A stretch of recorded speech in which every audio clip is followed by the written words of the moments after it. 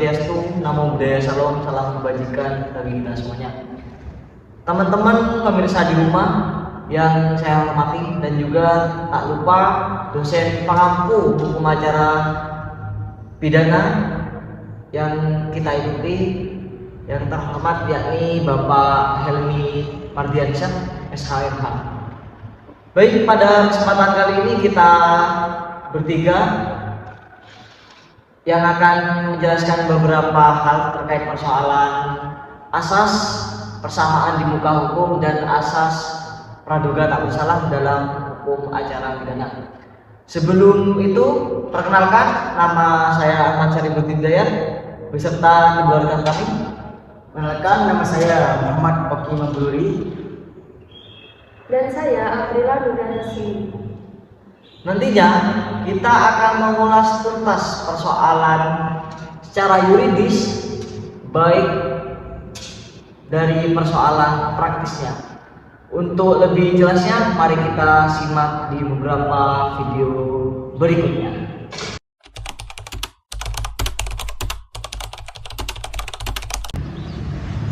Ya, bismillahirrahmanirrahim. Sebagaimana yang telah kita ketahui bersama bahwa hukum yang ada di Indonesia itu terbagi menjadi dua. Yang pertama ialah hukum privat atau dapat kita artikan sebagai hukum perdata. Kemudian yang kedua ialah hukum publik atau dapat kita artikan sebagai hukum pidana.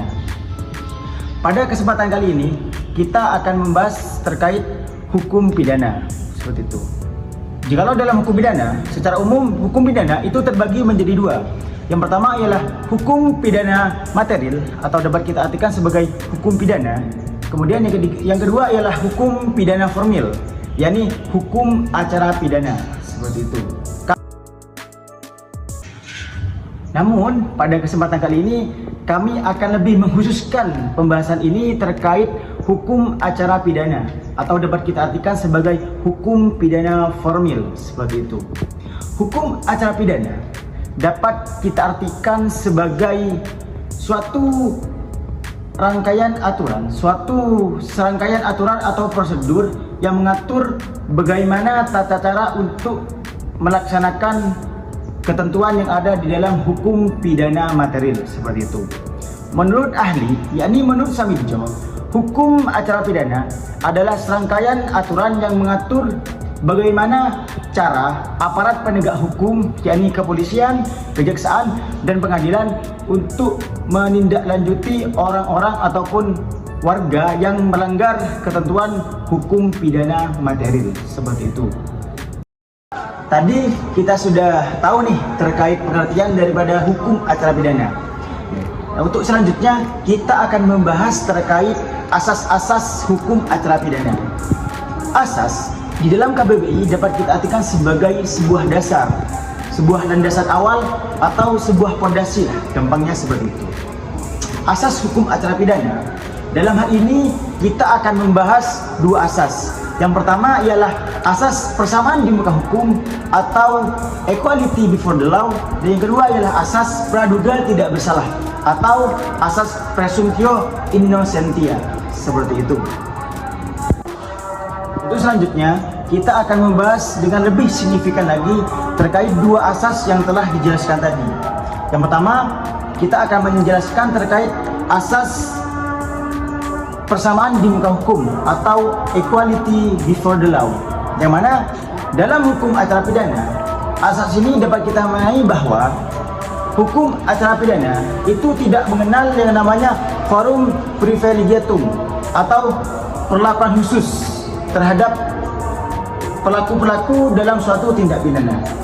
Dalam artian bahwa asas persamaan di muka hukum bahwa setiap warga negara, baik jabatannya sebagai pengusaha, petani, buruh, dan lain sebagainya, jika sudah ada di hadapan hukum, maka mereka akan dilakukan dengan sama seperti itu. Tadi kan udah jelaskan nih terkait pengertian daripada asas persamaan di muka hukum. Pasti kan kalian bertanya-tanya nih terkait apa sih dasar hukumnya, Bang? Dasar hukumnya di mana? Seperti itu kan. Ya, maka untuk penjelasan dasar hukum daripada asas equality before the law itu akan dilanjutkan oleh rekan saya. Simak video berikut ini.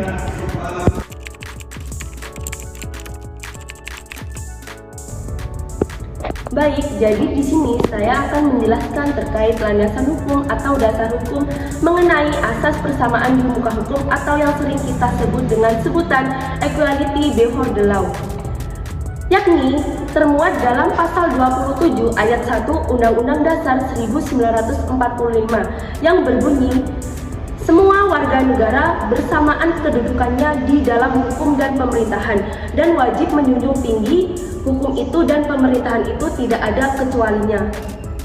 Kemudian, untuk dasar hukum yang selanjutnya tertuang pada pasal 28D ayat 1 Undang-Undang Dasar 1945 yang berbunyi, semua orang berhak mendapatkan pengakuan, jaminan, perlindungan hukum, kepastian hukum yang adil, serta perlakuan yang sama di hadapan hukum. Dan juga tertuang pada pasal 4 ayat 1 Undang-Undang Nomor 48 tentang kekuasaan kehakiman, di mana pengadilan dalam mengadili seseorang harus sesuai dengan hukum dan tidak boleh membedak-bedakan orang. Dan untuk landasan hukum yang terakhir tertuang pada konsideran huruf A Kitab Undang-Undang Acara Pidana menyebutkan bahwasanya negara Indonesia merupakan negara hukum yang berdasarkan Pancasila dan Undang-Undang Dasar 1945 yang menjunjung tinggi hak asasi manusia dan menjamin warganya bersamaan kedudukannya di dalam hukum dan pemerintahan.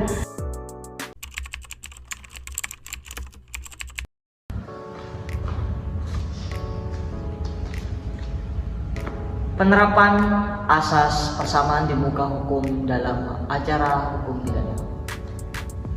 Sebagaimana yang telah disebutkan oleh rekan kami tadi, bahwa dalam konstitusi kita, Undang-Undang Dasar 1945, terlebih dalam pasal 27 terkait persoalan kedudukan warga negara, itu memiliki kedudukan yang sama di muka hukum. Dan juga pasal 28D Undang-Undang Dasar 1945 mengatur persoalan hak asasi manusia serta jaminan hak asasi manusia warga negara kita memiliki kedudukan yang sama serta harus diperlakukan dan dilindungi hal yang sama dalam muka hukum.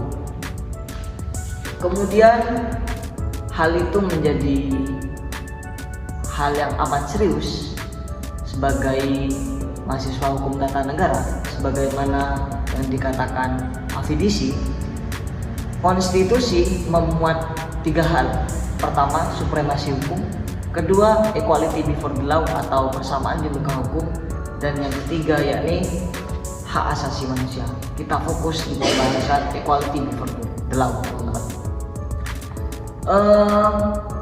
Dalam acara hukum pidana, kita ulas terlebih dahulu di pasal 4 Undang-Undang Kekuasaan Kehakiman, bahwa peradilan berhak memeriksa dan mengadili tanpa membeda-bedakan orang.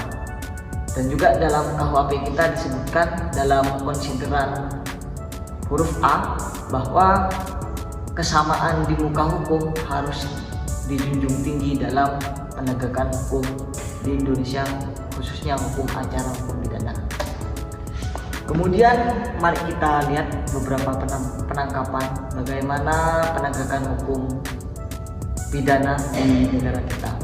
Hal itu juga menjadi berbagai polemik terkait persoalan ini. Mari kita simak video berikut ini.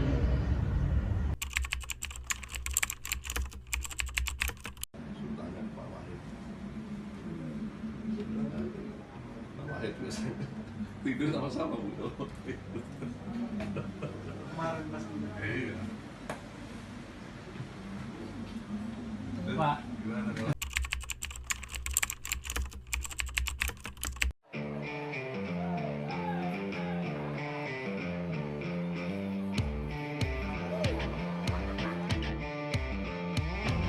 Seperti inilah kondisi salah satu sel di rumah tahanan Bagan CPAP. Kamar berukuran 6x7 ini diisi oleh 96 tahanan dan narapidana yang artinya masing-masing cuma kebagian kurang dari setengah meter persegi. Suasana di dalam sendiri terasa gerah meskipun sudah dibantu oleh 15 kipas yang beroperasi di sini. namun teman-teman tahanan dan narapidana harus bertahan dengan kondisi seperti ini.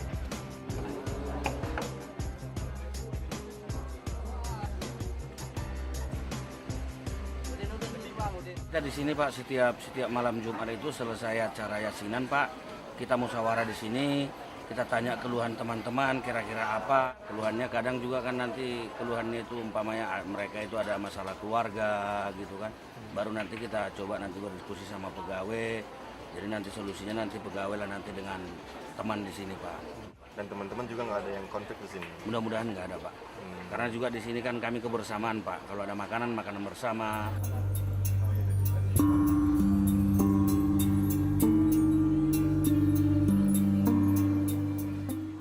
Cuplikan video tersebut memperlihatkan bagaimana kondisi sel yang amat berbeda dengan kondisi sel Setia Novanto di Sukamiskin. Sel tersebut dihuni oleh masyarakat biasa di luar dari sel-sel seorang pejabat, karena sel tersebut merupakan sel masyarakat biasa yang notabene-nya berangkat dari masyarakat yang berekonomi rendah.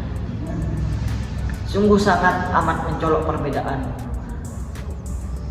pemberian hak lembaga pemasyarakatan terhadap Setia Novanto yang diberikan kemegahan, kemewahan, bahkan dalam persoalan WC kloset Setia Novanto diberikan kloset duduk, berbeda dengan masyarakat biasa yang terpidana dan kemudian dimasukkan dalam lapas dengan kondisi sel yang amat kumuh dan diisi oleh beberapa orang, bahkan sampai overload, sehingga rasa tidak nyaman di dalam sel itu terasa.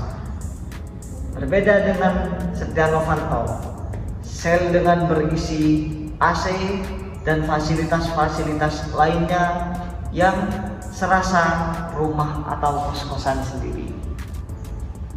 Kemudian selanjutnya teman-teman, dalam beberapa tahapan hukum acara pidana yang dimulai dari penyelidikan, penyidikan, kemudian pelimpahan berkas dari kepolisian terhadap JPU, dan dari JPU dilanjutkan untuk melakukan penuntutan di pengadilan. Dari situ ada hak terdakwa untuk mendapatkan bantuan hukum sebagaimana pasal 54 Kitab Undang-Undang Hukum Acara Pidana kita yang mengatakan bahwa seorang terdakwa berhak mendapatkan bantuan hukum, dan juga seorang advokat yang dalam hal ini berprofesi untuk memberikan jasa hukum berhak memberikan, bahkan diwajibkan memberikan bantuan hukum terhadap masyarakat ataupun seorang yang terjerat kasus hukum pidana namun tidak memiliki beberapa persyaratan dalam bidang keuangan, sehingga menjadi problem juga di negara kita. Seseorang untuk mendapatkan bantuan hukum itu perlu membutuhkan uang. Itu menjadi problem, teman-teman. Suatu kasus juga terjadi pada Nenek Mina yang dijerat terkait persoalan pencurian kakao di Jawa Tengah. Nenek tersebut tanpa mendapatkan bantuan hukum dikarenakan latar belakang secara ekonomi yang sangat minim, sehingga nenek tersebut mendapatkan vonis 1 tahun penjara.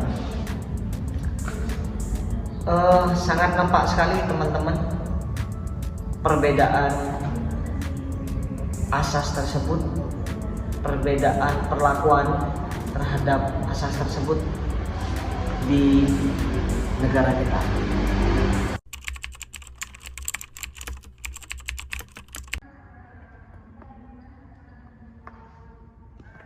Bismillahirrahmanirrahim.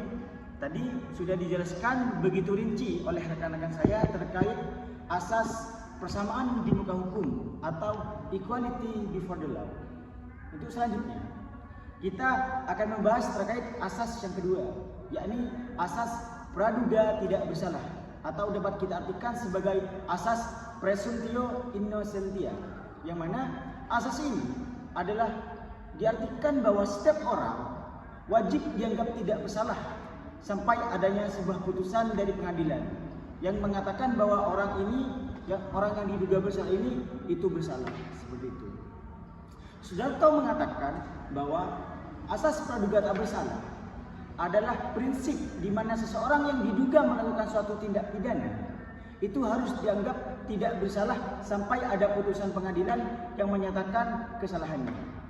Mulyatno juga mengatakan bahwa setiap orang yang dituduh melakukan suatu tindak pidana itu harus dianggap tidak bersalah sampai adanya pembuktian yang cukup dan ada putusan dari pengadilan yang memvonis bahwa orang ini benar-benar melakukan suatu tindak pidana, dan putusan daripada pengadilan tersebut itu sudah memiliki kekuatan hukum tetap, seperti itu.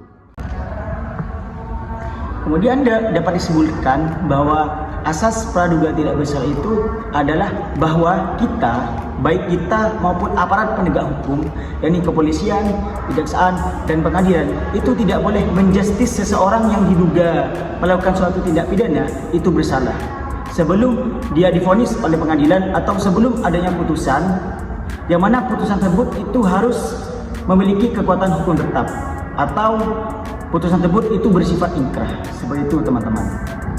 Maka untuk dasar hukum daripada asas praduga tidak bersalah ini akan dijelaskan oleh rekan saya di video selanjutnya. Baik, di sini saya akan menjelaskan terkait landasan hukum mengenai asas yang kedua, yaitu asas praduga tak bersalah atau sering kita sebut dengan presumptio innocentia.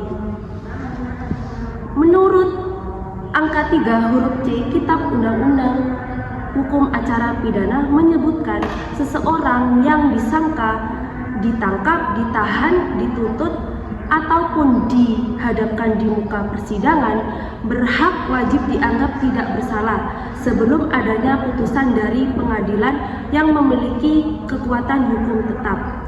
Yang kedua, menurut pasal 18 ayat 1 Undang-Undang Hukum Hak Asasi Manusia yang berbunyi setiap orang yang ditangkap, ditahan, dituntut karena disangka melakukan tindak pidana wajib dianggap tidak bersalah sebelum adanya putusan dari pengadilan dan diberikan jaminan hukum bagi pembelanya sesuai dengan peraturan perundang-undangan. Jadi dapat disimpulkan bahwasanya seorang tersangka ini wajib dianggap tidak bersalah dan seorang tersangka memiliki kedudukan yang sama seperti manusia yang memiliki martabat, harkat dan martabat.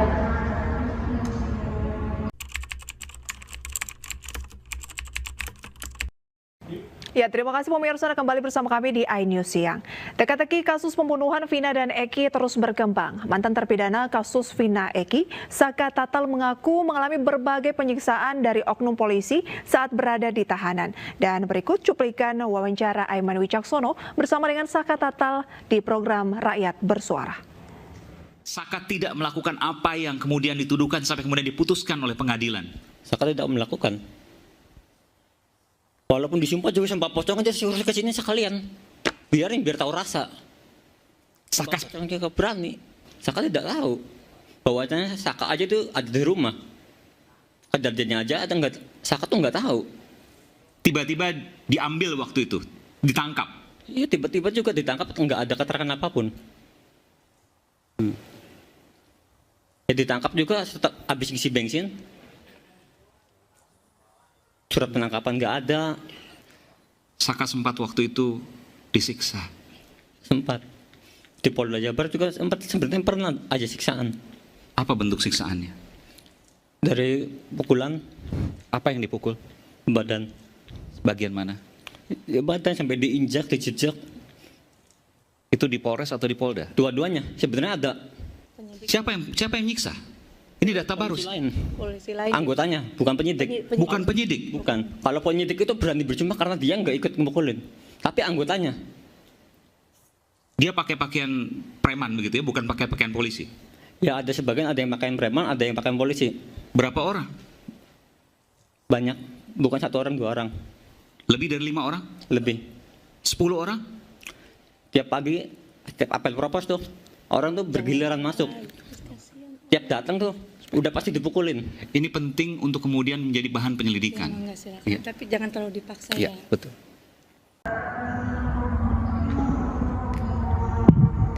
Video tersebut memaparkan Saka Tatal, seorang yang divonis pada tahun 2016 di kasus Vina yang sekarang ini lagi marak-maraknya pasca ada film yang menceritakan ulang terkait kejadian kasus tersebut.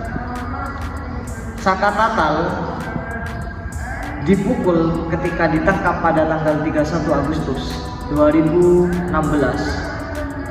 yang dimana ada makna di balik tragedi pemukulan Saka Tatal oleh pihak kepolisian yang menangkap Saka Tatal tersebut. Maknanya ada persepsi dalam diri kepolisian yang dalam posisi tersebut sebagai penyelidik untuk menggali terlebih dahulu siapa orang-orang atau oknum-oknum yang melakukan pembunuhan terhadap Vina tersebut. Pada proses penyelidikan, pemukulan tersebut memiliki makna bahwa persepsi seorang penyelidik yakni memaksa terhadap tersangka untuk mengakui kesalahannya.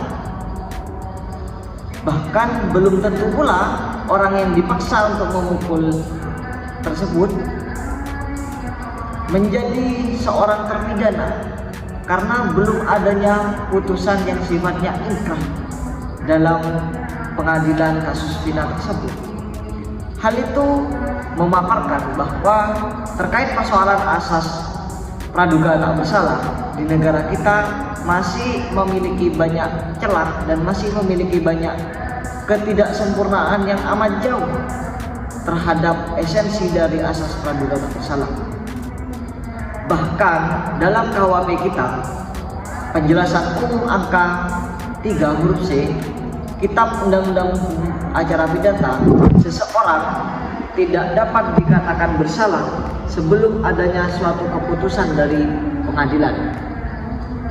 Dan juga terkait persoalan hak asasi manusia, karena dalam praduga tak bersalah memposisikan seorang yang disangka melakukan delik pidana itu diposisikan sebagai subjek hukum, sehingga ada hak asasi manusia yang melekat pada seorang yang disangka tersebut.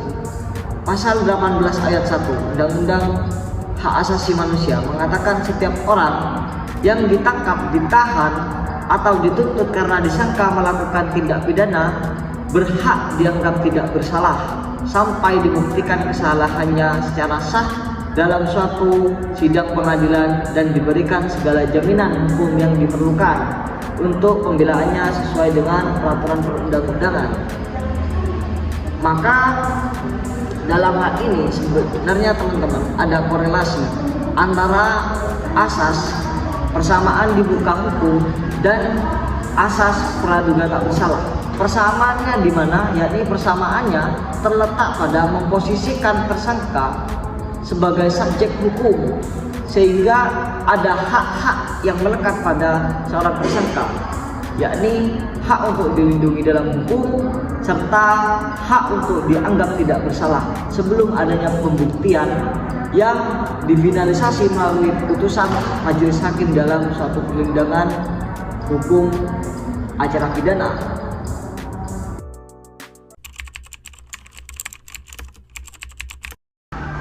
Ya.